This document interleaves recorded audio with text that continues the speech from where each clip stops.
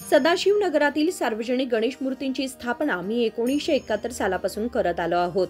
सार्वजनिक लोक दरवर्षी मोठ्या संख्येने आमच्या गणेशाचे दर्शन घेण्यासाठी येतात असे गणेश मंडळाचे संजय यांनी सांगितले। ते बेळगावमध्ये पत्रकारांशी बोलत होते।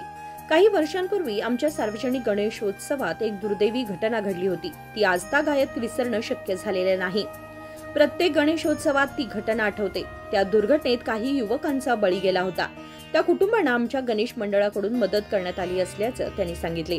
सार्वजनिक श्री गणेश उत्सव मंडळ सदाशिवनगर बेळगाव पहिल्या मानाचा राजा आम्ही स्थापन करून 1972 ला या मंडळाची स्थापना झाली। त्यानंतर आता आम्हाला टोटल 54 इयर्स कंप्लीट झालेत। आता पुढच्या वर्षी 55 आमचं होणार आहे। आता त्याच्यानंतर आता आमची काय आहे ते एक 13 वर्षामागं आमच्या मंडळाकडे एक दुर्घट घटना घडलेली। त्यानंतर आमचं जरा मंडळ जरा म्हणजे ह्याच्यातच होतं।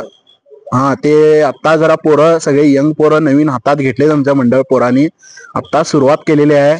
आता ह्याच्या पुढं आम्ही काय आहे ते मोठं करून दाखवणार मंडळाला आणि ह्याच्या पाठीमागं मंडळाच्या पोरांचा खूप मोठं सहकार्य आहे आणि गल्लीतल्या लोकांचंही सहकार्य आहे, तसंच पंच मंडळीचंही सहकार्य आमच्या मागं आहे। ह्याच्या पुढं आम्ही मंडळाला पुढे नेत राहणार। आता आमच्या मंडळामध्ये कमीत कमी 40 पोरं आहेत।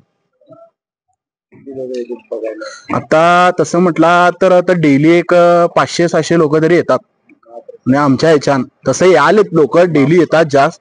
आता आम्ही परवा एक म्हटलं तर गेल्या शनिवारी आम्ही महाप्रसाद केलेलो। कमीत कमी 8,500 लोकांचं जेवण आम्ही तिथं केलेलो।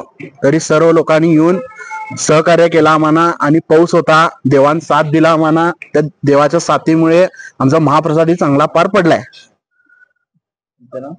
मयुरेश संजय जांगळे। दररोज सुमारे 500 लोक गणेश मूर्तीचे दर्शन घेण्यासाठी येत आहेत असे त्यांनी सांगितले। संकल्प शिंदे, KMM मराठी, बेळगाव।